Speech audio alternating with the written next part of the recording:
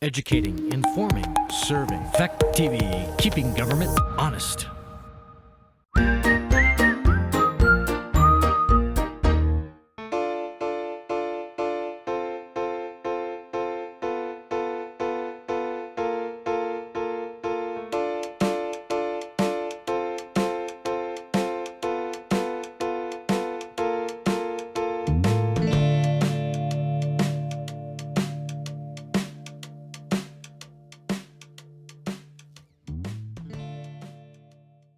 Good evening and welcome to the Bellows Falls Village Trustees regular meeting. It's Tuesday, February 23rd, 2021. We're down here in the lower theater.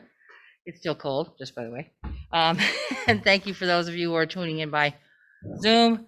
I'd like to call the meeting to order. Let me see, next. Needing to approve the minutes of both Tuesday, January 26th, 2021 and Tuesday, February 9, 2021. Go ahead, Jake. Go ahead. I'll move approval for both. Both sets. Need a second? All right. Discussion on the minutes that we have. Did you have a copy of the February 9th one? She sent them. Do you want my copy?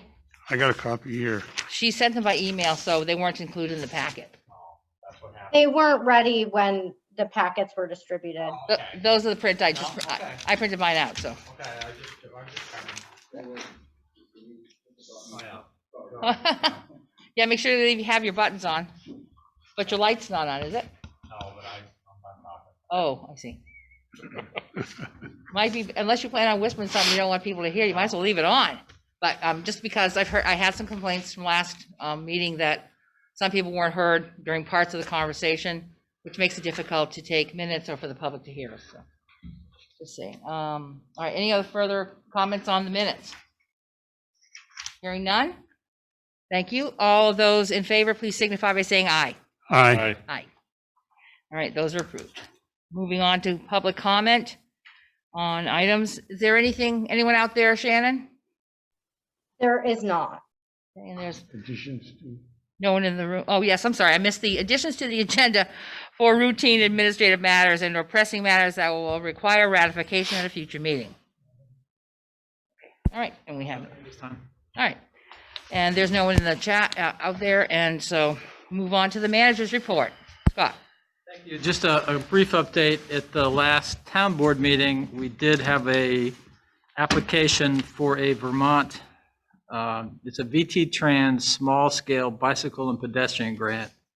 And basically what it is, it'll be an installation of rapid flashing beacons. So you've seen them at various locations when pedestrians cross. So at that intersection at School and Atkinson, we've had a series of complaints from people that have taken kids to school, from the crossing, folks that are at the crossing, as well as just general complaints about that intersection in terms of people not abiding by the stop. So what we're hoping that this enhancement will hopefully give higher visibility to that location. So it will give it's a fairly large sign with a pretty highly visible, the big yellow sign with the pedestrian and the yellow, that sort of rapid, it'll definitely catch your attention. So we did apply for some grant money for that. If we're successful, then we'll take the rest of the funds from town highway funds, and hopefully we should know if we're successful in that grant application later on in the spring. Work would be scheduled for the summer. So we're hoping that intersection specifically could be improved, and then we'll start working on some other intersections in town where we have sort of the same type of problem. I really want to see if this is helpful and successful, and since we have so many children that cross there and parents, that seems to be a smart place to start. So that was at the last town board meeting, in case any of you had watched or were curious as to what that was. So hopefully we'll be successful.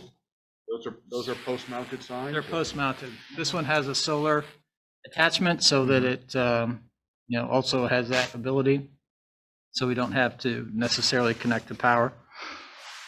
So it has a solar array as well. I definitely could use some assistance, and if installed during, we get it and it's installed during the summer, a week before school starts, I'm assuming. So. Yeah, I've talked to the principal and I've talked to some other parents, and obviously, we get a series of complaints from that intersection, people that disregard the stop sign and Yeah. blow through that intersection. So let's hope that this will improve that condition. Anything else, Scott? No, that was it for now. All right, moving on to the agenda. Number one is the year-to-date financials, and we do have those. We got them in our packet. Right. Before we start with, I guess, the trustees' questions, Shannon, maybe you could go through, we spent a significant amount of time since our last meeting online with the auditors, as well as we had 3 of them on site today.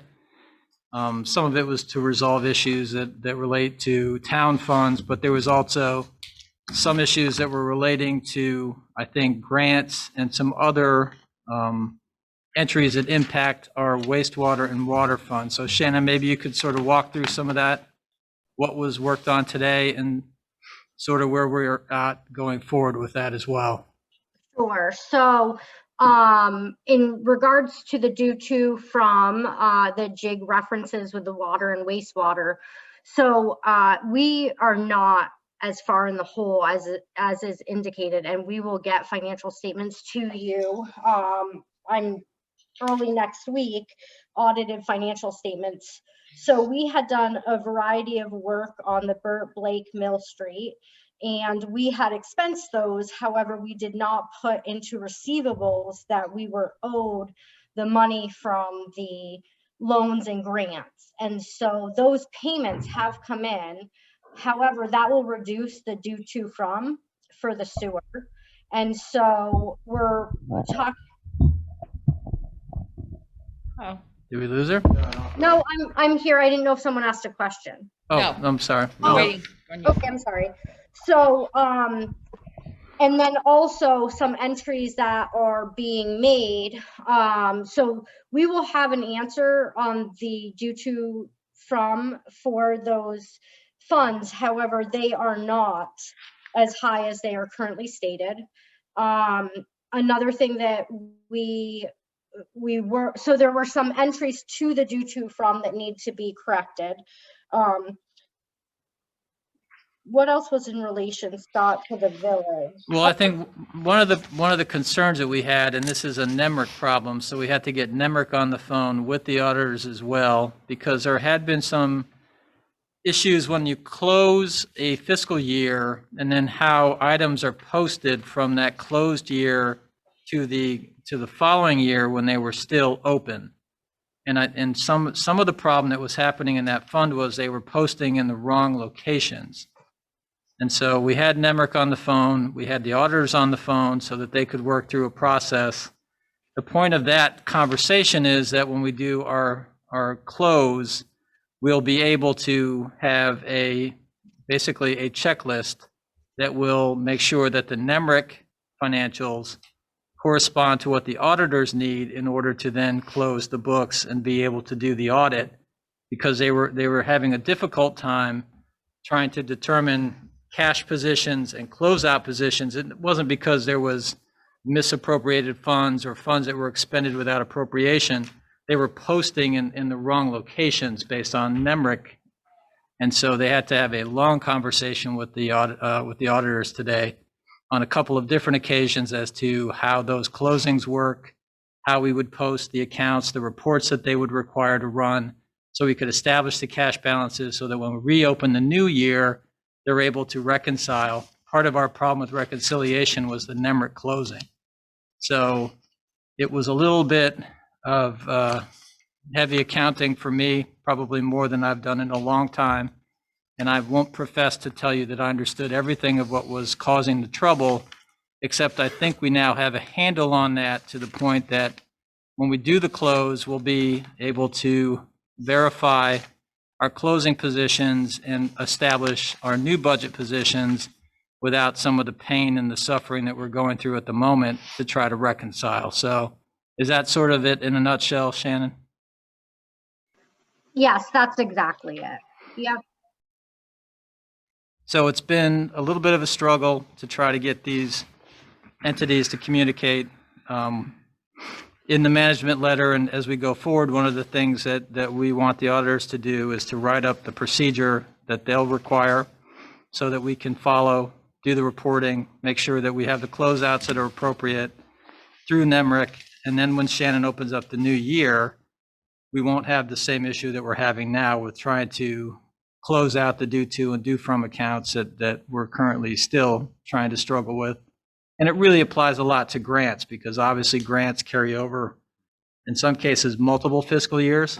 So in some cases, we were going back to 2019 budgets to try to walk through closure, reopening, and then into the current budget year.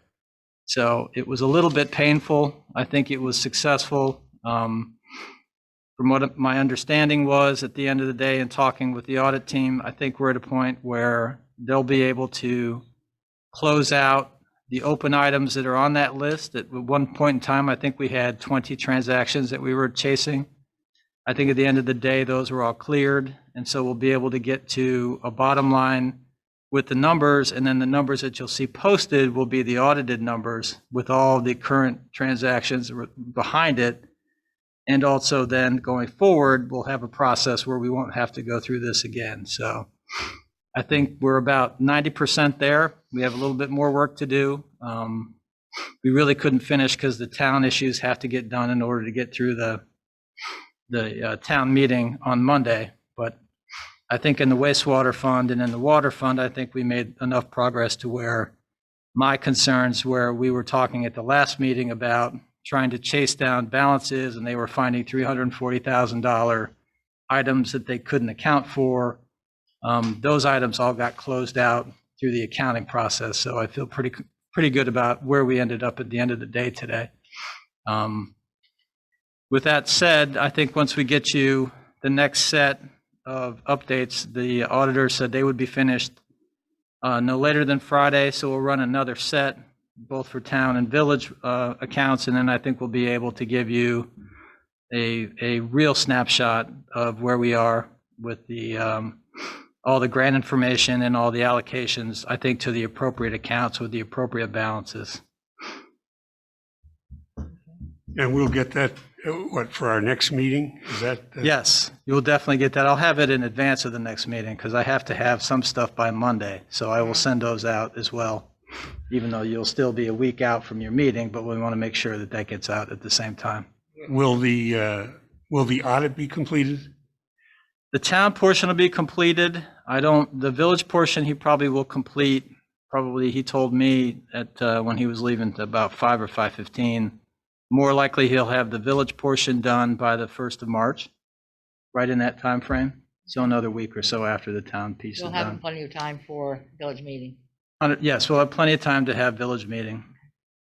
And it'll also tie back at that point, and we'll talk about this a little bit later, back into where we are with the RCAP and some of the issues that we're trying to track for you on some of the water and wastewater investments and where we are for those counts in relationship to if they're meeting their goals that we had set through this study, as well as if there's any additional funds or concerns that they're not meeting expectations. At first glance, it looks like we're on track, but I don't have the full completely audited numbers, so I don't want to give you an incomplete set and then have to give you a second set and we'll get more confused. So that's why we are where we are tonight, but at least wanted to give you the progress report because I did feel that we made a lot of progress today. Did you have another question there? Yeah, in looking at the current financials that we received, there's a couple of areas that just don't look like they're complete. And rather than, go through a bunch of different items, and since Shannon's on the phone here, are these income statements for the three funds, are they current up to, January 31st? Or are there items? No, they were making adjustment entries up till 5 o'clock today, and some of those entries impacted some of our positions in both of those funds. So all of your expenses for FY21, Right? Yeah, All of the expenses for FY '21 are current right through January 31st. Some of the revenue still needs to be booked with, using the bank statements. So revenue is looking less than it actually is, but expenses are current right through the very January 31st. the, You want to give us a page or something that we can refer to well, where you are? you Yeah, know, just give us an Shannon, example, it would be helpful. On the, in the wastewater and the water accounts, Okay, page 13 of 14. Yep. And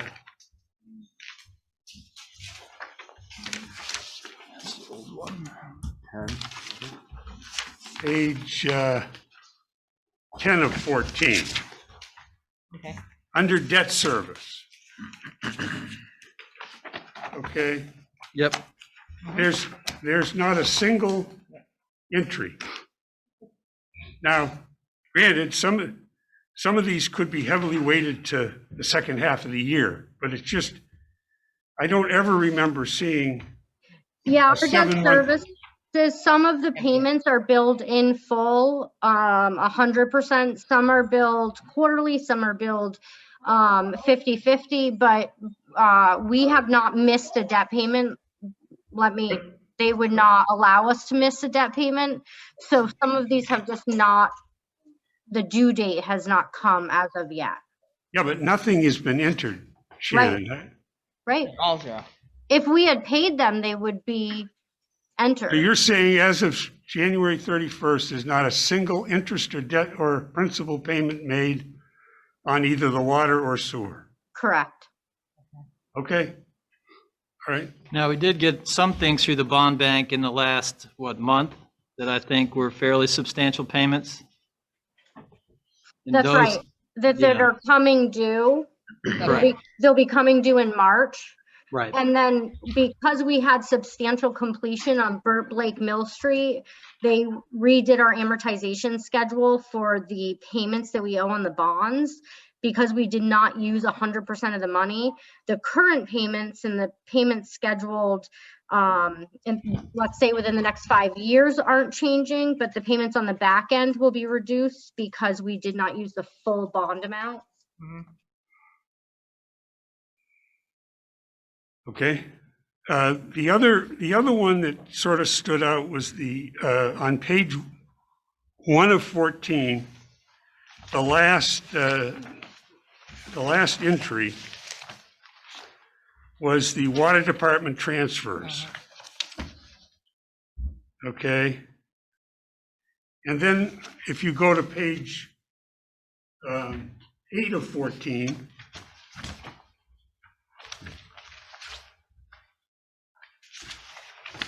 kind of in the top half, second line up from services and grants, it says cell tower lease. Nothing has been, it shows nothing has been paid. right. And so my understanding was that the revenue that we get on the transfer is a direct result of the payment From the of cell cell tower? tower leases. So So one So- of the things that we discussed with the auditor, so if you look in that water fund, I can allocate an entry that says we receive revenue of 54999, whatever, and then hit the expense line. But that will wash itself out. So it's actually just an additional entry. So we zeroed out, I just said, there's no expenses to the water department, but there's also no revenue. It's just a revenue payment to the village. Right, and that tower specifically is the tower that the AT&T is going to be abandoning. So Abandoning, right. they So did it's give not us run out. notice in October. We've been working with them to not tear it down, to see if we can find another tenant, since it's a, $1 million plus installation, and it seems rather foolish to have that just cut into pieces and hauled away. So we've asked for some time, which they've granted, but there are no more payments because the lease itself, they're not using the facility right now in their network. So, So is this the last payment we'll see? so the $5,000 you received was the one quarterly payment that you did receive, and then since they gave us notice in October, we have not seen or will not see any more Any more money. payment? So, It just doesn't seem like proper accounting not to show the receipt in the water fund if you're showing a transfer from the water fund. I can add the expense back and the revenue back, which will wash in the water fund, mhm. but it's Correct. just an additional entry. It's Right. not, It shows Right. on two different sections. That's, Right. so that's what we're looking for. Is it Yes. a revenue? It needs to be cleaned up. And- But if expense. what Yeah. No, I'm getting at is is proper accounting is No, what I'm- I did properly account for it. The only entity that receives anything is the village, which Right. receives the revenue. Right. I can list it as expense and revenue, which washes itself from the water fund, but it's just an extra entry as far as the auditors are concerned that is not needed. It doesn't, the cell tower payment goes right to the village. So if you want to run it through the water books, I mean, it doesn't change. You're gonna have revenue and expense, which wash each other out, which muddies the waters. If you'd like for me to add it in, I can. Well, I guess, Jake, the only difference will be, obviously, we won't receive the additional $15,000 in revenue, so I do understand your point there, right? It will. Well, but the point is that Right. if you're showing on the general fund a revenue of water fund transfer, Based on then the lease. there is no right. water fund transfer, she's saying. So that if you're going to eliminate that, Okay, I I'll guess put you it could back. put up into other income. Right. I'll just put it back in the water fund. I'll put it in revenue and expense. It'll zero itself out. Right, it'll zero itself out, but it does, But it it shows a also clear will tie. line of where it came from. It'll and tie where to it the, went. to the books. Right, it's a lease payment that won't be continued, so we'll Right. have to have a journal entry to show that it won't be a continuing, right? It'll close. Well, it'll be End. it just, the account will be under budget. Right, of course. The True, revenue that's will true just too, show right. There under- will be no more, right, at the Won't end be of, any right. more. I mean, Correct. it's a, Right, you won't get the additional 15 grand, it'll show up. no, it Right. was revenue that they expected to get that they won't get. When you budgeted, at the time you budgeted, nobody had any idea that that tower lease was going to expire. Expire and they were going, And- not gonna right. re-up, yeah. But for Right. the water department, it's gonna, they're not gonna have 15,000 in expense and not gonna have 15,000 in revenue. Right. In the water Right. fund, it's just a wash, but I will Right, I will add the entry back in so that it shows the 5,000 as revenue and expense in the water fund. Thank And- you. And we're hopeful on that site, again, going forward, that we can try to find some interest. Gary's been reaching out to see if there's some other opportunities to reuse that location. They might just give it to us and abandon it as is, and we could keep the investment and try to figure out a way to see if we could get at least somehow. Well, at this point, there's no expense for us. Try No, and find somebody no. who would be interested in using the tower, so. Yeah, it does seem to be a shame after all that money to invest in that location to Yeah. just literally tear it down in pieces and haul it out of the Yeah, woods. it hasn't been all that long. It's, I No. mean, in the run of things, it's been, only been since I've been on the board since 2011, I think it's 2012. less than 10 years that that's been up and Yeah. running. Yeah, If it It's- doesn't get utilized, is there any liability long-term as far as maintaining it, or if it does pose a problem and need to come down? Well, we what have an type of cost electrified is that? building, which we could always use, and it has a power backup on it, and, that's also got a gas, or I guess it's propane, I believe, generator on that. So there's all sorts of opportunities for, if we had to leave the tower in place and just use that for pumping capacity or other capacity, to deal with the water infrastructure, Yeah. I would certainly consider using that. It's fenced, it's secure, it just seemed like there's no activity going on in that building where we'd have like you said, an environmental liability. There's no chemical, there's no, long-term problem. It's just, they're not using it in the network. Okay. So, all right, good. Did you have something else? Just Chris? I'm assuming the comment on the revenues is such that any COVID related reimbursements that we've received have not been booked into our Oh. revenue? No, that's inaccurate. So all of the COVID expenses were allocated to a COVID account within the town. And when we're reimbursed for those expenses, it goes back to that COVID account, a revenue account for COVID. So your books have not seen or realized any COVID expenses. They've all been expensed in a COVID account, which is housed in the town. Just through the town. Yeah, but if they're village expenses, But they're COVID expenses. And so to track them the way that, I don't know if you've ever done an Elder grant, it's they are, you have to dot all of your I's and cross all of your T's, and they don't care that we have two entities, and they want to see an account that says, these are our COVID expenses, these are our invoices for them, this is when we paid them and how we paid them. So we would have had to have Gary apply for 2 grants for 2 entities if we had allocated COVID expenses in the village and the town. Okay. So well, I can, I hear what you're saying, but what I'm saying is, are you also saying that the village in its budgets had no expenses that were reimbursed or funded by That's not what I'm COVID saying relief? at all. What I'm saying is that we ran all COVID expenses through the town in a COVID expense line like they asked us to do. So that means Well, expenses but- for the village is police and fire, Yeah, all of it. So water, like wastewater. what So- you don't see any expenses in the police budget for the cameras or anything like that. None of it hit your expense line. You've never seen it in there because it wasn't budgeted for. And then So- the purchase was not expensed to the village.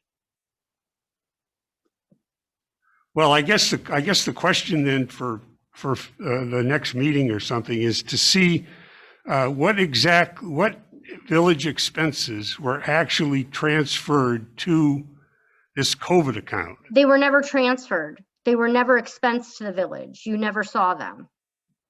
They created a line. We can send you the eligible But reimbursement. they must be something. I mean, she said cameras. What about some of the police We have time, labor? we have time that went through that. We'll Right. send you what the reimbursement Right. request was, and you Okay. can see the Because, when detail. you Because look I at understand our- what you're asking me for. I just don't have the detail to give to you. But when you look Right. at our expenses, I mean, we're 90+% police overtime. We're 55% regular time. Right, but if you look at the total police personnel and the benefits, we are right where we're supposed to be for the year, Jigs. We cannot be understaffed. We're either gonna we're either gonna come in over and overtime and under in benefits, or we're gonna come in right where we should in overtime and right where we should in benefits. If we're short-staffed with police, there's nothing we can do to reduce that overtime the way you're speaking of. I'm not And I'm not saying. we're gaining it in the benefits. We are short 2 full-time officers. If you combine the personnel and the benefits lines, we are right where we should be, which is a miracle for what we have right now.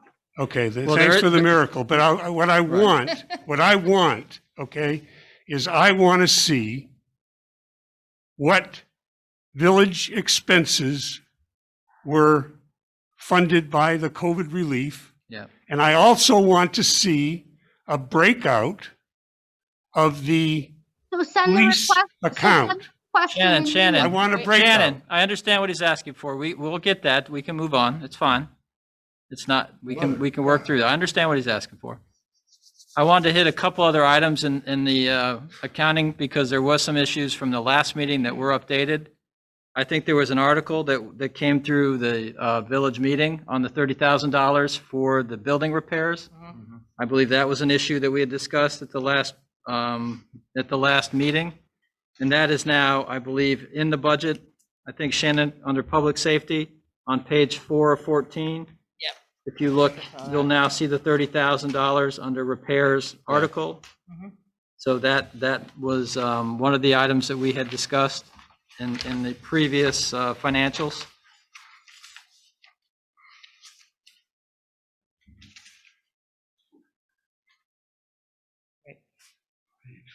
And it has been expended, right? It's right in the middle of the page.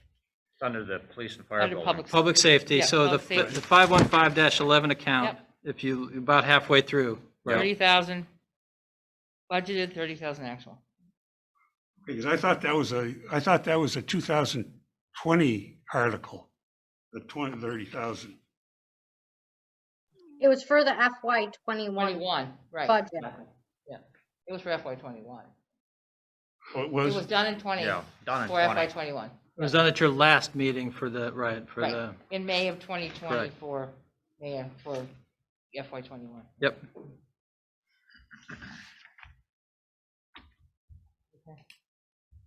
There was something else, Scott, too, right, beside this? So a couple of things. I think there was a couple other cleanup items that you had asked us for, which I believe were done. I think there was some discussion of the part-time dispatch, I think. There was a couple of Oh. line items that were cleaned up.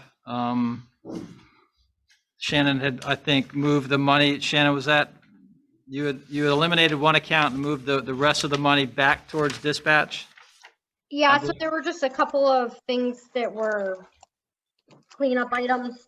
The part-time dispatch to full-time, and then just some other small items. So those were all cleaned up in these financials.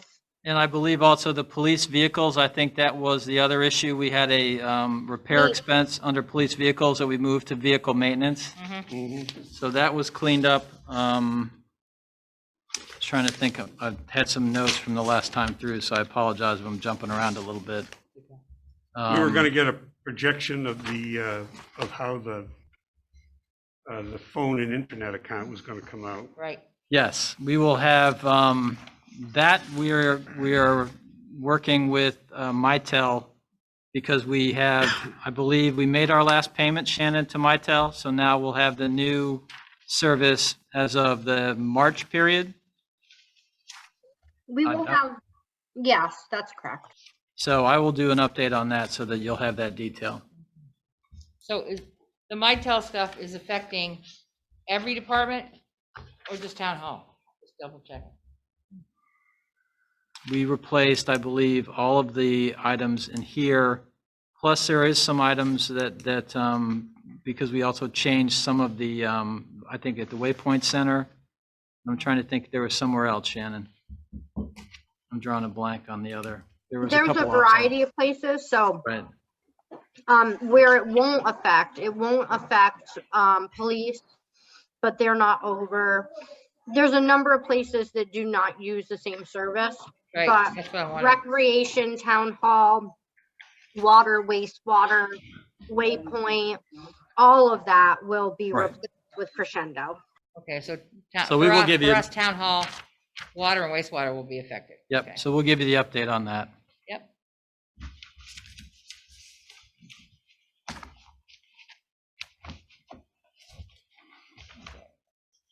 And when are you going through the transition on those? I only ask that because calling town hall can be Can be painful. difficult. Yeah, The Yeah. second week in March. okay, Yeah, we did get the delivery of the new phones last week, so we will be going and doing a desk audit. So we'll walk through and make sure we have the right phones for the right locations. And then they do the programming remotely. My understanding is at that point, it's just a plug in sort Plug of and play, yeah. configuration deal. Mhm. So I don't expect it'll be that easy, but that's what they've been I telling mean, me. you still got people who don't work here any longer whose names are on voicemails and things like that. That so- we will clean up internally, yeah. Yeah. We Yeah, already we- cleaned all of that up in the implementation. Did you? Yeah, we have some ghosts that are still here, so we will clear out yeah. I wanted to ask, on page 10 of 14, why we have a negative number under the Burt Blake Mill Street project expenditures. So that means they gave us $10,000. That's what I'm wondering. Page 10. So when we do the projects, we have a contingency amount. I'm sorry, hold on one second. Sorry, we have a contingency amount. And so when we paid them in the last fiscal year. And then in this financials, we show the reimbursement or Okay, however you want to say it for the contingency that we didn't need. yeah, okay, that's what I wanted to know. Thank you. Are there other questions from board members on budget? Actually, that was actually one of mine, the one Okay. that you just had. I noted that. Did you have something else, Wade? No, that was really the only one. I guess the only other question I had was, I had a question on that. Did we ever find out what the special coverage in the fire department account was? Remember I asked, I don't know, a meeting or two ago. So the chief can, I actually have an email from him. If you want to wait 1 second, I can pull it up. Okay, This was actually an account that you guys had asked to be created, so.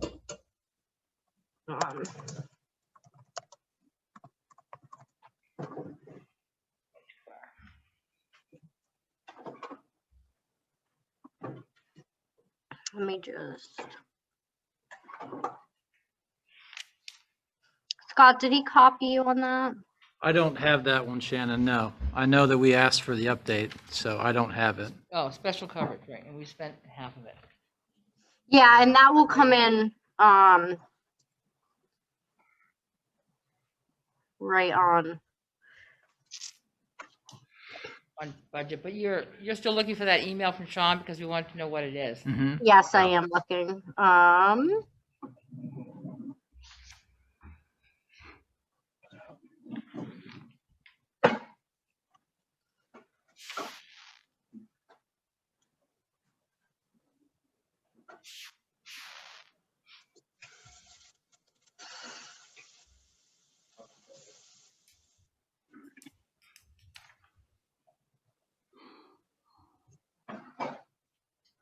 If you guys want to discuss, I'm trying to find.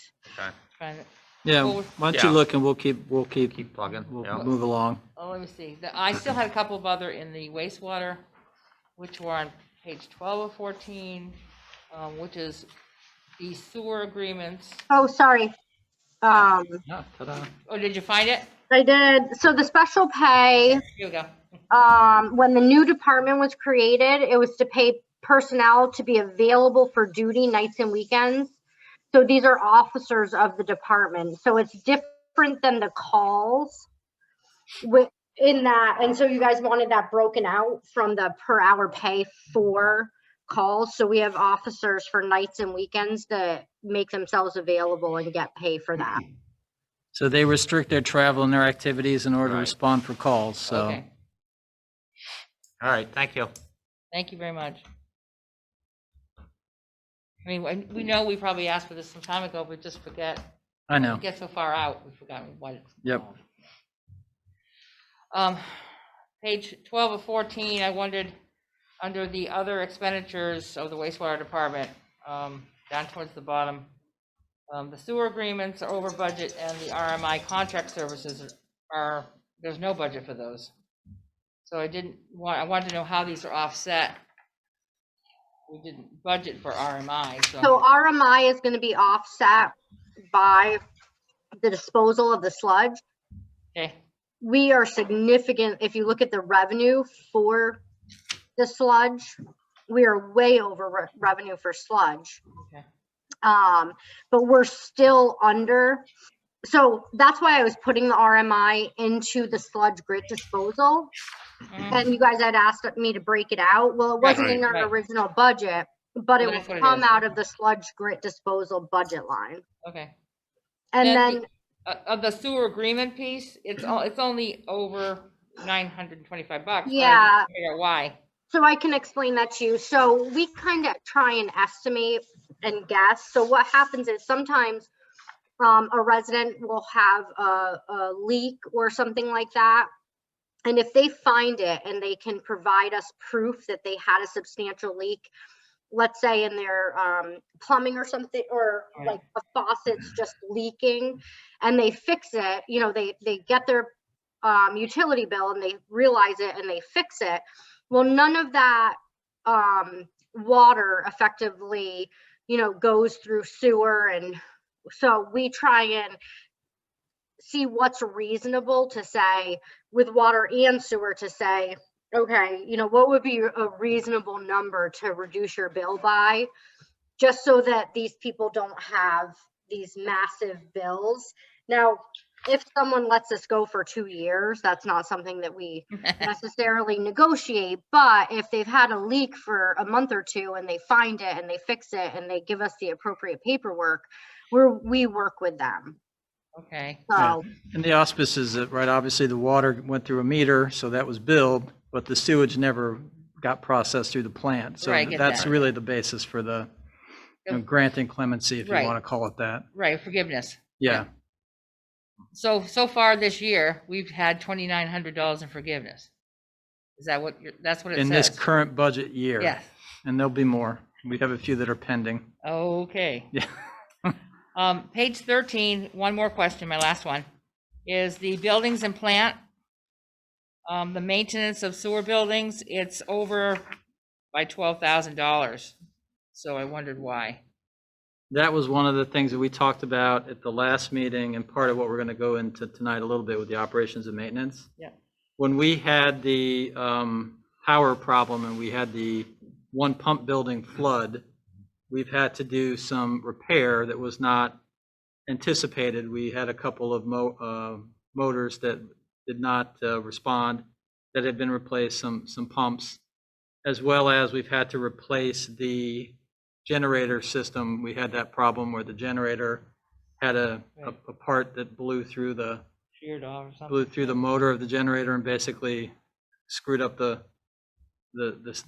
generator. So we had to have a backup generator and get that one fixed. So all those expenses are in there, and that's why that account is over.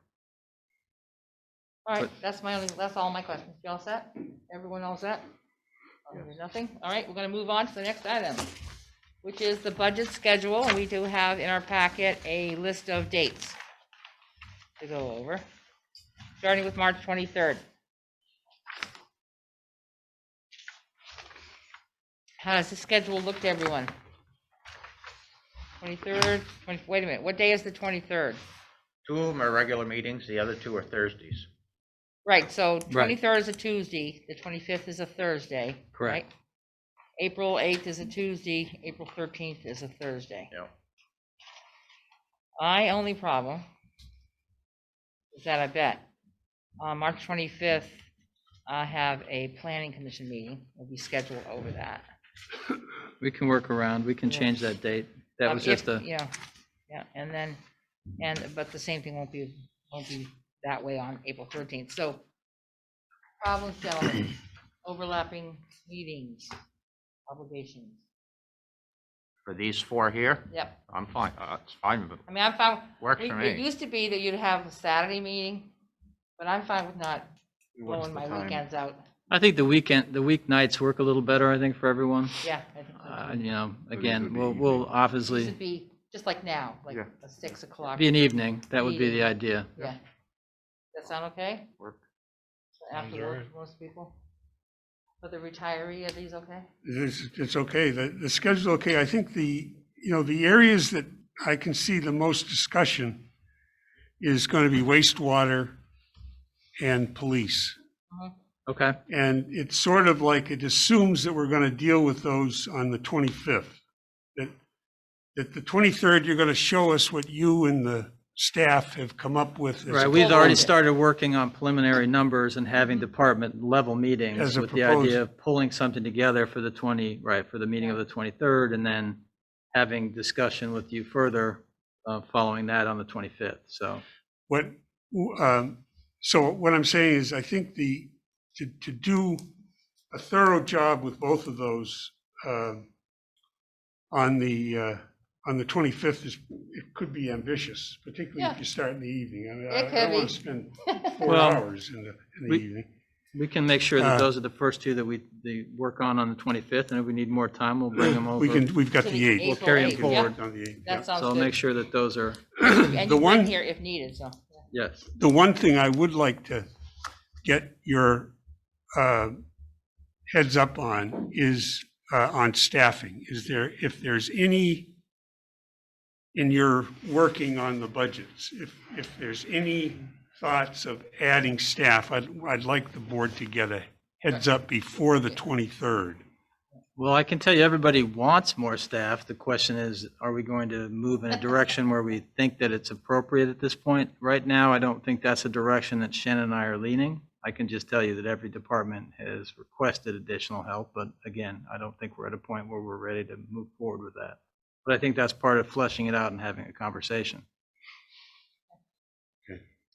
So apparently, not hearing a lot of any dissension. Looks like we'll be good with the schedule at this point. Okay, that's great. Good. We appreciate that. That'll help us. We can start to mark up dates. Yeah. And Thank you for getting that done. Number 3, we're wastewater update on operations and equipment expense, and Scott has given us all some paperwork. So it's a little bit of revisionist history, and I apologize if some of you have seen this before, or this is information that hopefully was shared with you previously. I'll start, I guess, with the 2018 Aldrich and Elliott package, which is basically the last round of upgrades that we did at the plant. You know, we talked the last time about we had broken the plant operation into 3 tranches of debt, for lack of a better description. This was the last tranche of projects that were completed. And also, I think at the moment has been part of our concern about, are we seeing the operation or the maintenance, the return on this investment in relationship to how the plant itself is actually operating. And I think it goes back to some of the questions that the board has raised about items like the SCADA system and some of the alarms that are causing some of the overtime. And it goes back to, as we dig into some of these problems, we're finding that some of it is SCADA design, and those problems are being updated so that the SCADA has a more distinct, it gives more distinct warnings so that we can make determinations as to what is a alarm that needs to be responded to immediately and what's an alarm that's just a notification alarm and you don't have to come necessarily back to the plant.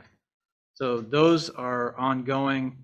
The contractor is due back on Friday to do another update to the pump building. Since we had the flood, there was a couple of problems in that building, so they're going to run that back through an update. And I'm hopeful that at that point, all of the updated SCADA locations will be online and functioning.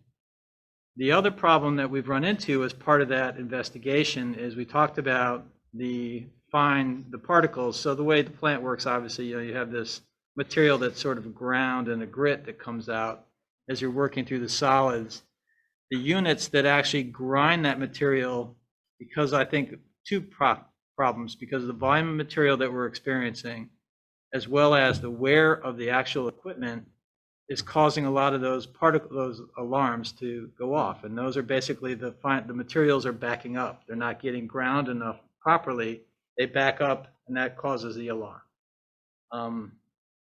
Those 2 units that do the grinding themselves are currently being replaced. They're about $15,000 a piece.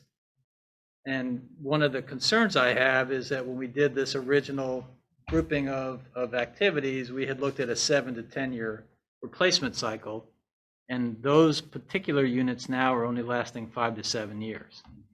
And at a cost of $15,000 a unit, it changes some of our operating,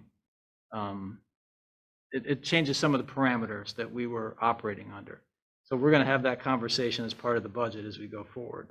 But I wanted to give you this information because this was the background of the last piece of what was actually done. And it also then lists, if you look on that far right-hand panel, it also lists what the rural development loans were that were part of that as well. There were 2 loans and 1 grant. So this last grouping of debt was the last piece of work that was done in the plant itself. And that was a lot of the operations and part of the problem with what we're experiencing now. Now, to add to that discussion, and we'll get into this in obviously much more detail when we start that budget conversation, is now the sludge processing portion of this and how this is going to work with our hauling operation, with our Class A biosolid, with the dryer operation, And we'll have to have some updated, which we will have for the next discussion that we have, will be at that 90-day operating window. If you remember the last time we met, I gave you just some very preliminary numbers. We'd only been operating the actual sludge dryer for about 25 days. So the next time we meet, we'll have at least 60 days of operation. And if the timing is right, based on the schedule now, we might even have closer to 75 days of operation. So I think at that point, I'll have better numbers for you in terms of how that operation meets our ongoing concerns about the overhead and the cost of that equipment and the cost of the contract. And we're going to obviously have to get closer to a decision point in this budget as to whether or not we're going to keep this machine and continue this process, or we're going to just at the end of the 9 months say, we're not interested and we're moving on. So that's all part of this conversation as well. All of that is sort of a long-winded introduction to go back to the RCAP study, which is the other pieces of material that I handed out to you. Again, these were discussed with prior boards, and I don't know how much of this information people have dug back out, or if you recall some of this, but at the time there was a variety of options that were presented with rates and expenditures and the increased debt service and how that could all be paid for and get to a point where the two funds were operating at a cash positive annual experience. And I know that we've had many conversations with Jiggs about this. He has been very clear in his concern about how the funds are operating at a deficit and how he wants to see if we're meeting these expectations. This is the base document for that. I have shared this with the auditors as well, because it also goes back to the other two pieces of information which I handed out to you as well, which is the debt schedules, which were associated with this model in terms of whether or not we're meeting these expectations, and then what it might mean for rate increases as we go forward. Right. So there were two schedules that were handed out to you for the debt that were related to this RCAP study, and then there was, of course, an adjustment, because if you read the attachment, and I won't go through all the details tonight with you, but some of your debt you had already expensed, so we had to change some of the numbers based on what we were projecting. So the next meeting that we have, once Shannon and I have the updates from the auditors and we know exactly where you are in terms of the last 2 years, 19 and 20, we can run an analysis basically based on this option B spreadsheet, for lack of a better word, and see where we are in terms of, did we meet our revenue targets? Did we meet our expense and our debt service targets? And where are we in terms of our potential surplus from operations? Because I think those were the things, even under this option B, you weren't cash positive until potentially fiscal year 2021 really shows the first real cash positive, and then it goes forward from there. Right. So I want to make sure that we're all on the same page. We'll all see where we are, and then that will obviously factor into the conversation about where we are with rates and what other options we might have to look at if we're not meeting the expectation based on this previous study. Obviously, I was on the board when this schedule was created. I know, I read a lot of minutes. You had a lot of comments. And I think we've been, I think we've been tracking to this. That's the idea. But here's the issue. The issue is this due from for the sewer plant that in December hit $1.1 million owed, okay? Right. So that's the piece that has been the stymie. That's the one I've been talking about for the last 2 years. Yeah. Is why is that number so big? Wait a minute. Jen, let him finish and then we'll discuss it. It obviously, if we started with a $1 million deficit, okay, Mm-hmm. you can look at these numbers. It shows positive cash flow of 6,000 in 20, 44,000 in 21, 70,000 in 22. It's going to be forever to get to a positive cash position. That's the question. It's not Right. how we're tracking here. The question is, why do we have this great big deficit cash position?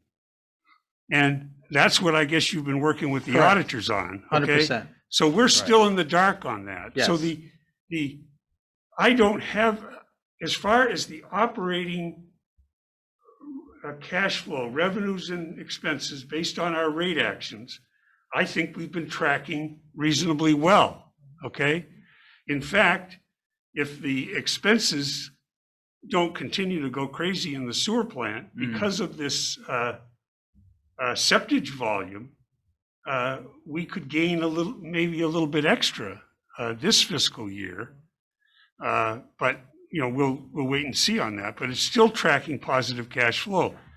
The question is, why do we have this big, huge due from? It almost looked like we didn't take down one of the bonds, or that we didn't get the proceeds of a grant. It's just, that's what's missing. Right, and I think that was a long part of the conversation that we had today with Nemrick and with the auditors in terms of how those carryovers were, because some of these bonds transcended fiscal years, and how they were recorded and how they were moved from fiscal year to fiscal year generated some of those large negative balances. So I think we're going to have an explanation based on the conversation that we had today. And it appeared to me that a lot of that was resolved. So that I don't think. Don't knock yourself out on this. I think. Well, this is important to me because if I want to see where we are, because if we're not meeting those general annual targets, then we've got a whole nother problem. But we also, I do understand what your other concern is, and we'll make sure that that's also explained. It's not the cash flow from operations for the sewer plant. It's this debt position. This unfunded debt position. I can speak to some of it when you're done. Okay, well, I think that was the general gist of the sort of, and I understand what the board is looking for. So maybe Shannon, if you just want to give. If we get a balance sheet at our next week or whatever. Right. It'll be a lot clearer. So maybe Shannon, you can fill in some of the gaps just because you spent more time with the auditors than I did today, since I was in an arbitration for a chunk of the day and missed a portion of this, so. Sure. So with the sewer fund, a significant portion of it is that in FY20, we did not put in open AR for what was due from the bonds and the grants, which would reduce the due to from in the sewer fund. And so we received those funds in FY21, but we didn't allocate for them. So the sewer fund, the due to from, right off the bat will be reduced by the amount of the funds that we paid for in FY20, but we did not make any allocation in AR for them. We assumed the payment would be coming in FY20, and it hit FY21. So there's that. So that's a portion of the due to from, is that we've been paying for Burt Blake Mill Street, and we've been allocating the expense, but we haven't done anything to AR to allocate for it. So water and wastewater, the due from, will be significantly better once those audit entries are made. And then there was back in FY18, there was an entry made, and now I wasn't here for this, but there was an entry made somewhere around $300,000. So right off the bat, that due from with sewer will be reduced by $300,000. At a very high level, without them finishing the audit, where they think sewer will land is that in a due from in a negative 300,000 cash position. Now they said don't quote them on that, but that's where they're estimating it to come out at the end of the day, at the end of FY20. So the biggest issue, one was a $320,000 transaction from FY18 from a prior finance director. And then the rest of it is not booking AR for payments we assumed would be coming in FY20 that came in FY21. So that account is not, it is not cash positive at the end of FY20. Do not, and even though we project by FY21 that our revenue and expenses we should end in a net positive position, it will still take some time to reduce that $300,000 due to from. However, our rates that we projected are right on.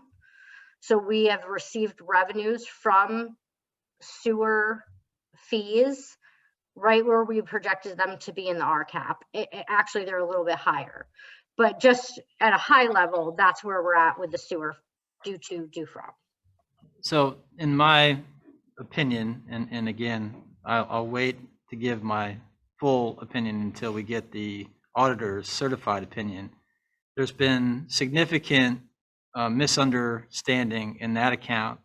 There is progress, but we're not, I think, at a zero position or where we're actually starting to I guess the best point is we still have some deficit to make up.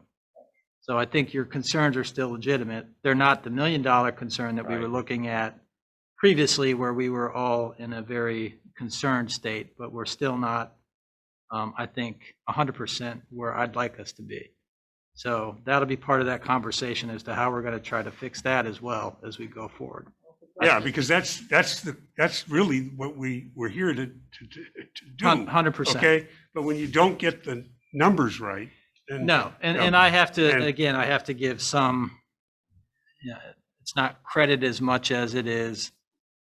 It took 3 people in that auditing firm multiple days and then a full day here on site to get to that position. So I do understand the complexity of trying to go back. I think the main thing is that Shannon now is comfortable with the numbers and how to move forward with this accounting system or with the nature of the accounting. Well, we still That's have the some critical. NEMRIC issues, and I think that was a large portion of what Shannon and the auditor spent today was with NEMRIC on the phone to make sure that when she did her fiscal year closes, that she had the right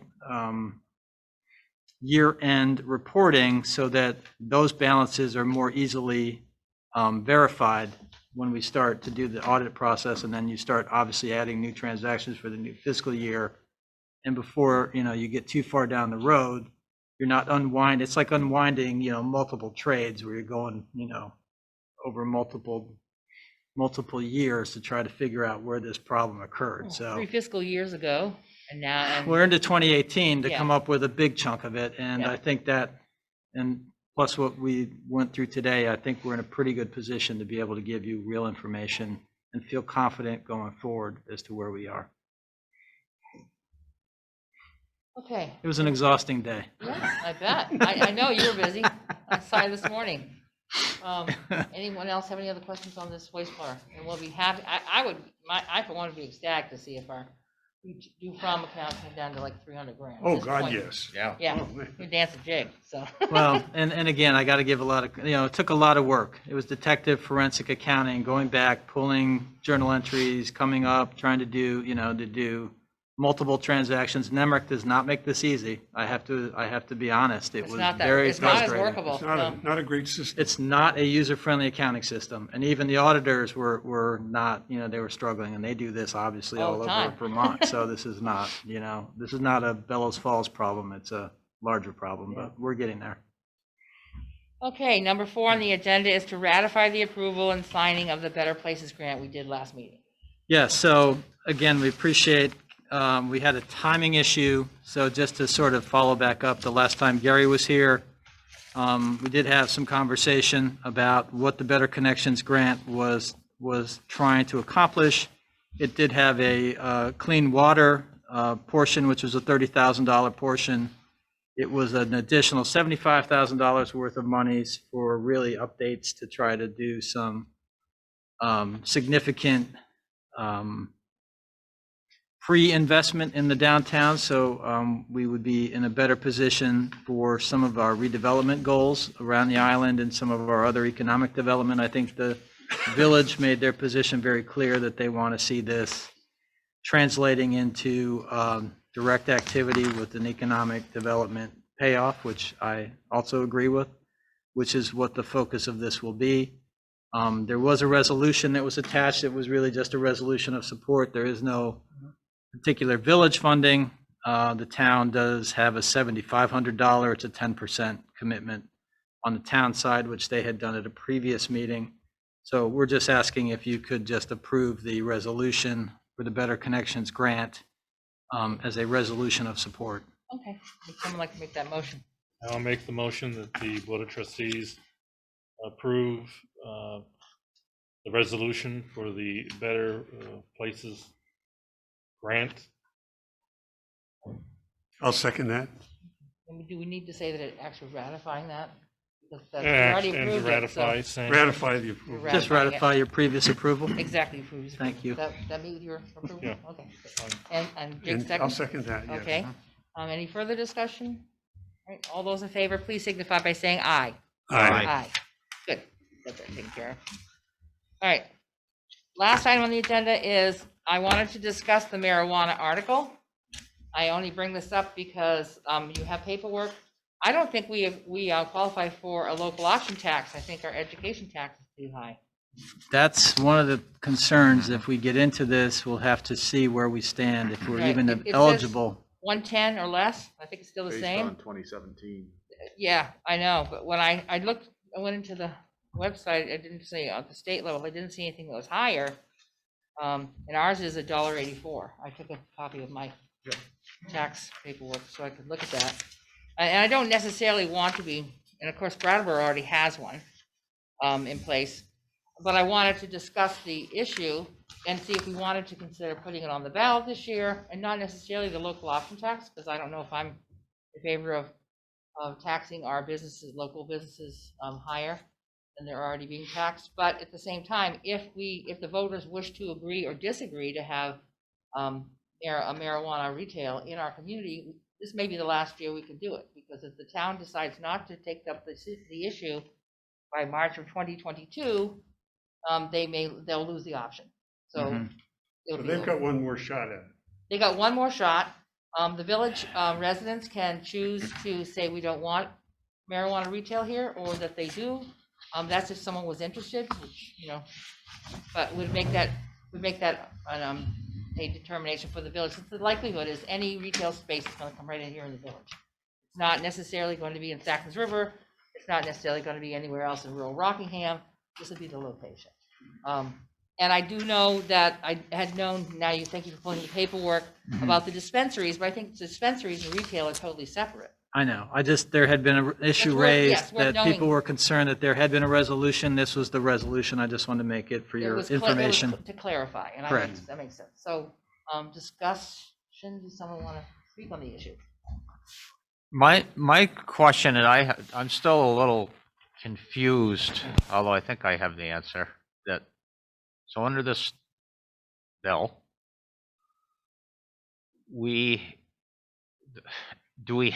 is the local municipality, do we have to put it to a vote, or only if we decide to?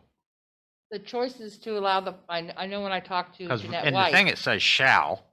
yes, it shall, but the vote, well, so that's a yes. that you- I know it is, but then when I heard one of them speaking to it, Yeah, they spoke to it like, well, if we decided to, then, it'd have to go to a vote first. right, of But course. but it wasn't a shall, so I don't really, I know.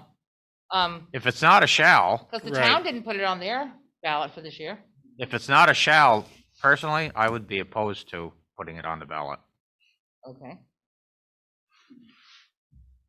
Now, we won't have any, if the voters were to vote it down, we put it on the ballot, Yep. and the voters said no, that means no retail. However, if we don't put it on the ballot, we will have no choice. unless the town decides to take it up for next year. That's the last option to prevent, just see what I'm saying, if, whether we want it or not. I'm reading all the stuff that Brattleboro has going on. I don't believe that it will induce more visitors because of the restrictions on marijuana. It doesn't matter where you buy it, you still have to take it home, and you can't walk around with it, you can't drive around with it, you can't sell it to your friends, and all of those other things. I'm not sure if that's an aspect that I think would benefit us, but I think it's a question worth asking. And so if the board chooses not to do that, fine. But here's the option of us to think about adding that to our ballot. Do you have any opinion on this? Well, I personally, I personally am against a tax. Okay, I wouldn't want to impose, in order to get revenue from marijuana, I wouldn't want to impose a tax on our other retail establishments. So that's one thing. That's a personal opinion. As far as whether to have a store or whatever the right word is, retail shop Yeah. that sells marijuana here in Rockingham or the village of Bellows Falls, I would want to have the residents weigh in on that. Okay, I don't feel as though this board should say yay or nay. I think we should say, hey, look we want you, the residents, the taxpayers, the registered voters, to tell us what you want. So that's my opinion. And I don't necessarily know that we even qualify for a local option tax, but that actually becomes a separate thing. Brattleboro already has a local option tax. They're voting on whether or not to have retail marijuana in their community. So they're already set. They would do that. Now, so we may not would not qualify. And that would be a separate article. A local option tax is separate. Whether we qualify or not, we don't even know yet. That'll be further discussion, and finding out from the state if we do. And second of all, yes, my thinking is that I would prefer that the residents made that decision. And if they can say no, then they could block it. If they say yes, well, then that's probably what's going to happen at some point down the road anyway. As after March of 2022, we have no control. So our window closes. I think we should put it on the joint board meeting agenda. In other words, if Discuss it with everybody. If the town would like us to put the issue on our ballot this year as a proxy for their deliberations for next March, we could do that in a sense. But I definitely think, like you say, this is the village's one shot at this, basically. So. Right, and just from a clarifying point, and I think Deb was making the point that if you don't have the local sales tax option available, then the extra 1% does not come back to you in terms of revenue. Right, that's correct. So that's the clarifying piece of this. Right. If we wanted to use that as a means as a revenue stream. Correct. And however, as a revenue stream, we'd also be taxing all of our businesses within Bellows Falls. If it was just Bellows Falls, if it's Rockingham, it's all of Rockingham if they do it. On other than. Yeah, and On other than. well, yes. we would receive one if that was to go into effect, and there was Right. a local option tax in Rockingham. Yeah. We would get 1% from the marijuana, and there would also be 1% from all the businesses that qualified. There are a number of exceptions, Right, exactly. but but other businesses would count. So Yeah. I wanted to see what your opinion is, Well- and Jeff's as well, so we can see what we're thinking about this. I think it's the people's choice. It'd be the people's choice. My opinion would be to have it on, to be voted on this time around, get a jump on it. So we can do something with our own initiative. But I think it's up to the people's choice. If they elect to go with it, fine. If they elect not to, we get a sense of direction of where the town may want to go or how they want to go. But you're right, and I'm going to reiterate what Jig said. I'm not so sure if I'd support a local options tax Yeah. because it encompasses a lot of other items. I mean, I wish we could put up on the screen the criteria of the items that were covered. must be 3 dozen of them or 4 dozen of them here that would also be taxed. I'm not for taxing or putting a burden on our local businesses, especially whether it be a COVID climate or not. The other positive thing is marijuana's out there. We had an example, I think maybe, a few years ago, of the red dots on a map. Oh, yeah. They weren't all they weren't all marijuana, but at least you'll get this out in the open, Yeah. and maybe legitimize it. And of course, it may force others to go other places because it could be cheaper. But Uh-huh. let's find out. It's give it the people's choice, and let's hear what they have to say. Now, remember, the state of Vermont, every resident can grow 4 plants right now, if you choose to do so. I'm not. But it is available to every resident to do that now. For if that's- personal consumption. For personal consumption. Yes. Would residents care to purchase marijuana from a legal source? Maybe those who choose not to grow would be happy to have a safe, quantified product, if that's what they wanted to do. And so some of the advocates say would pull some stuff away from street sales, black market, Sure. and that sort of thing. But again, it's to me, it's a little bit confusing because every Vermonter can grow their own marijuana if they wish. Except, of course, if you're a renter, the likelihood is your owner might not want you to do that. There's positive aspects and there's the negative aspects. Some may say, it's a gateway drug. Then there's a whole debate that it's not a gateway drug. But then you look at the farmer's market, we may be able to sell this, or whoever may be able to sell this at a farmer's market 2 years down the road. Yeah, maybe. There's lots of options out there. Yeah, sure. And what do you think, Jeff? I agree that I don't think that should be the decision-making party for this. I think that it should go to the town for a vote. I also do agree that we should get that discussion going sooner rather than later. So, do you agree with putting it on a joint board I would so we can agree, talk with all of? absolutely. And then as far as the option tax, I think that my concern first and foremost would be the health and vitality of our current businesses, and certainly be attractive to others coming into the village.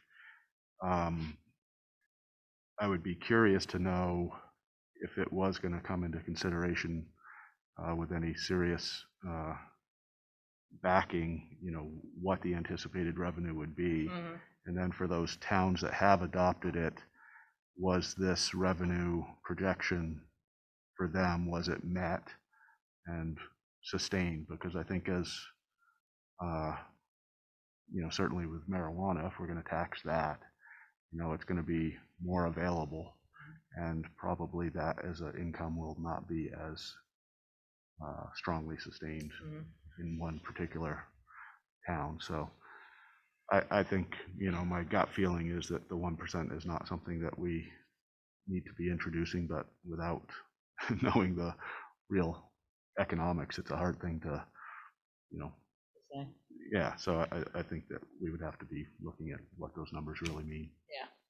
And I'm not necessarily an advocate of the 1% for merchants either, Right. because it's, again, an attraction point for getting businesses to come to the town, not having that tax.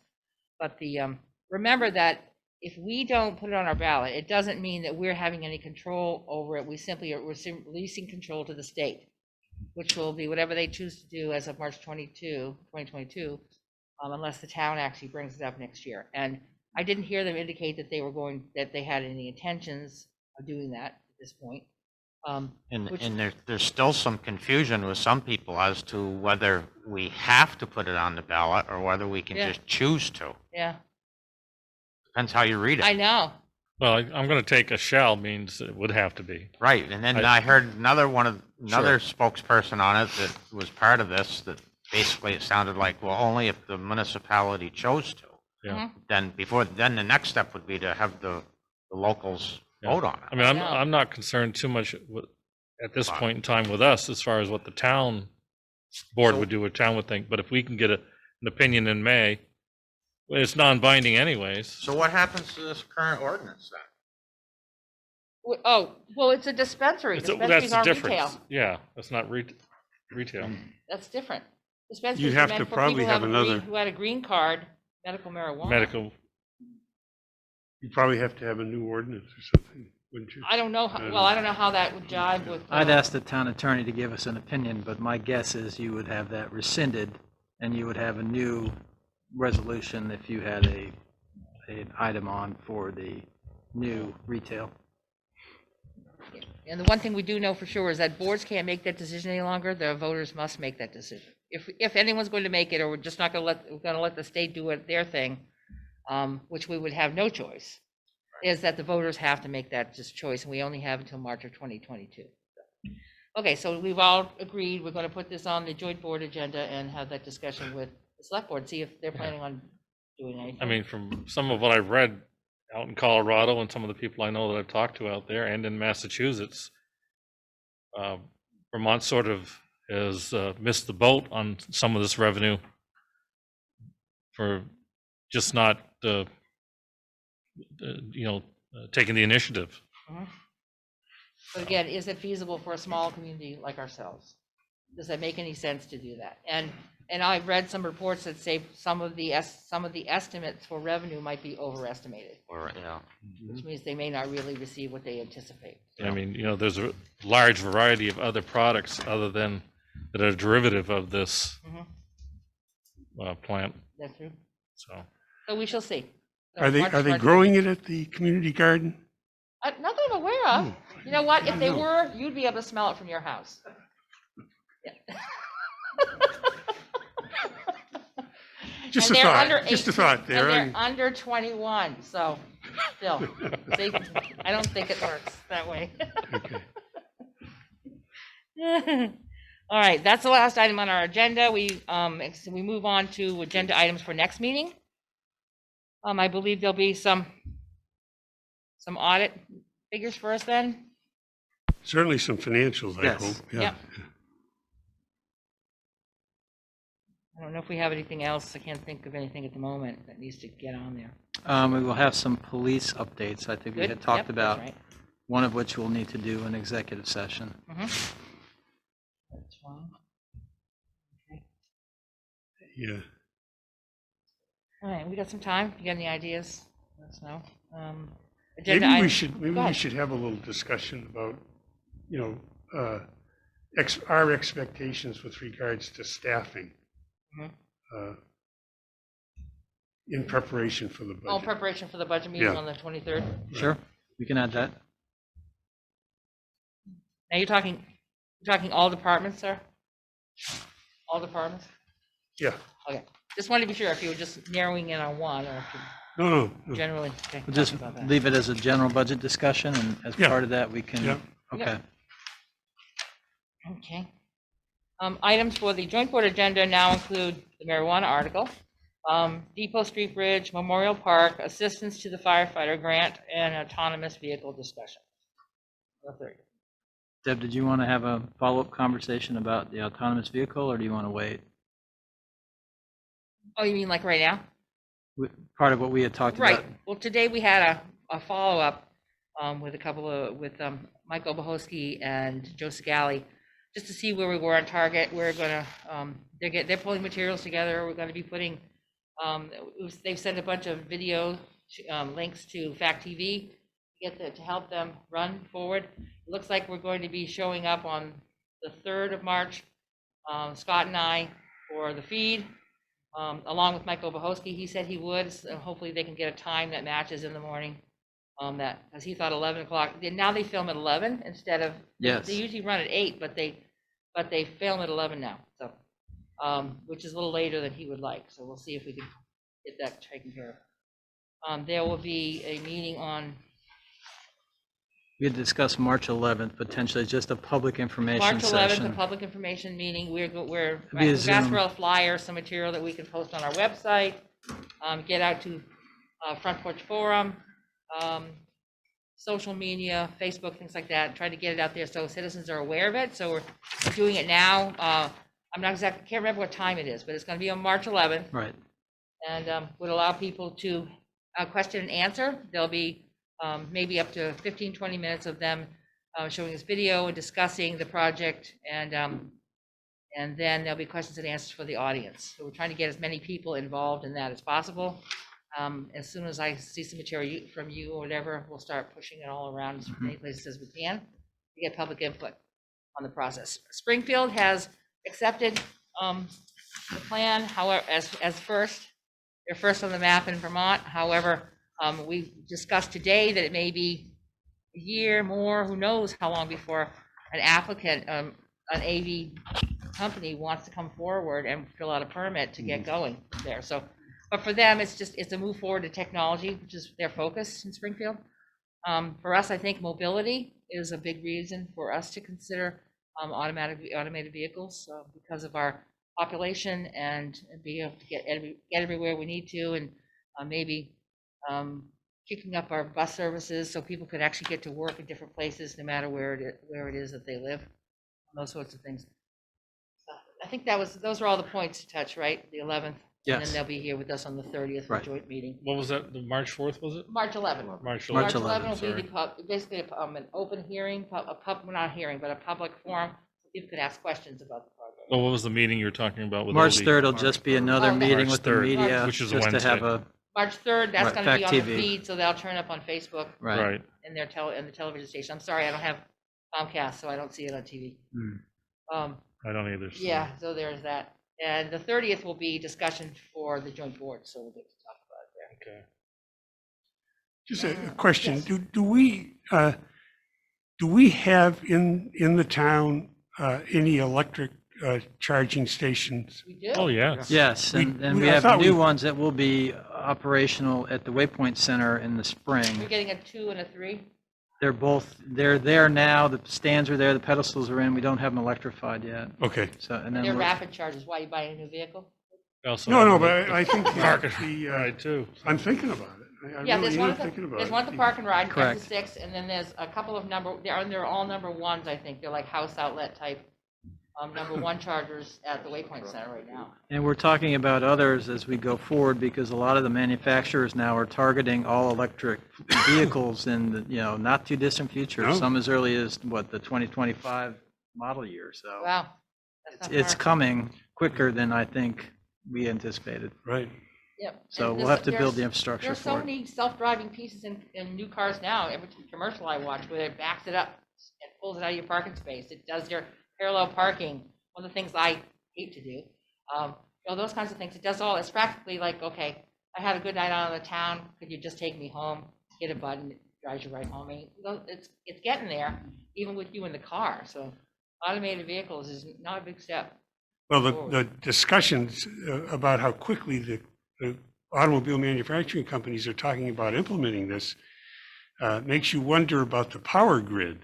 I mean, clearly, Yeah. Mm, these things are going to take electricity. yeah. and, Huge. Yeah. Clean energy, but it's, And the good news for Bellows Falls is we're obviously a recipient of a hydro plant, and we have, the issue there obviously is storage. It's not necessarily the production, it's the storage. right.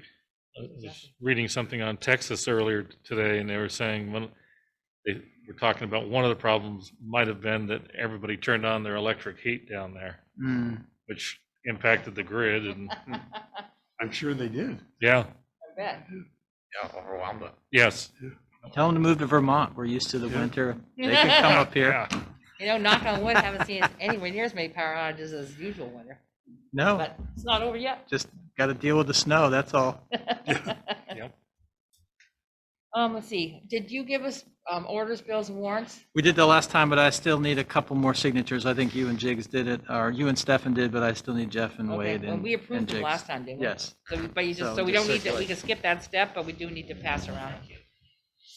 So we don't need a motion. Don't need a motion. No. We did that last time.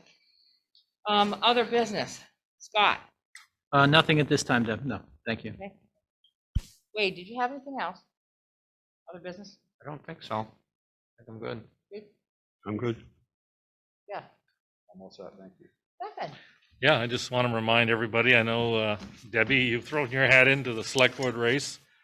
I've thrown my hat in for reelection also, and just want to remind everybody that the town meeting is Monday, 7 PM.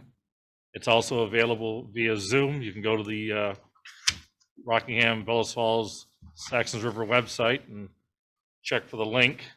And also the Australian balloting on articles and the budget, et cetera, and candidates on Tuesday. So, 8 o'clock on, till 7 o'clock. so I want to say I appreciate the support that I've had over the years and encourage people to get out and to vote and to vote for who they feel will continue on with what we have for service to the community. Big Thank you. thing is to get out and vote, Yeah, whether exactly. it's be for me or somebody else. Yeah, and with all the articles on the Australian ballot, there's lots of reasons to. That's do different it. this year. Mail in your ballot or get there and And make your Yeah. choices about One- instead Vote of, on the schools. and vote on the schools, that's right. one last point, if you have these absentee ballots, get them in the mail and get them Yeah. in the mail quick. Or bring them in, or Or ask bring the them in. JP to bring them in for you. You need to, you want to get them before the, Let's not go too far. well, I'm only saying that because the mail's kind of slow and a lot Well, of I'm people. just trying to avoid the debate. Well, thank you for the lead-in, Stefan. Yes, I am running for the select board there. I have a couple of issues about how we're moving forward in our future. And that made me feel that my services could be utilized there as well as here. And I would continue to do the same due diligence that I do here with this board, that I would do with the other, as well as the planning and the other things that I am doing. I am concerned about the future of our community and my grandchildren, your grandchildren. They want to have a place, sustainable location they can live in, and their grandparents and their great-grandparents who are here want to be able to stay in their homes because they can afford to do that. So I think it's quite important that you get out and vote, make your choices known. Again, Monday is the meeting. The school board, obviously the high school is meeting tomorrow night for their annual meeting. That's available on Zoom as well. If anyone's interested, get in touch with me and I'll make sure to get you the link. I'm interested.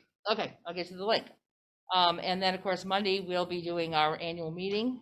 Zoom is available for those who are still social distancing, and we still are. So we want everybody to be safe and happy and having discussion on what will be on the ballots on the 2nd, which will be from 8 a.m. at the polls, the Masonic Temple, until 7 p.m. Thank you, and I'm done with my other business. I'll move adjournment. All right, second? Okay, all those in favor, please signify by saying aye. Aye. Aye. All right, thank you and have a good night, everyone.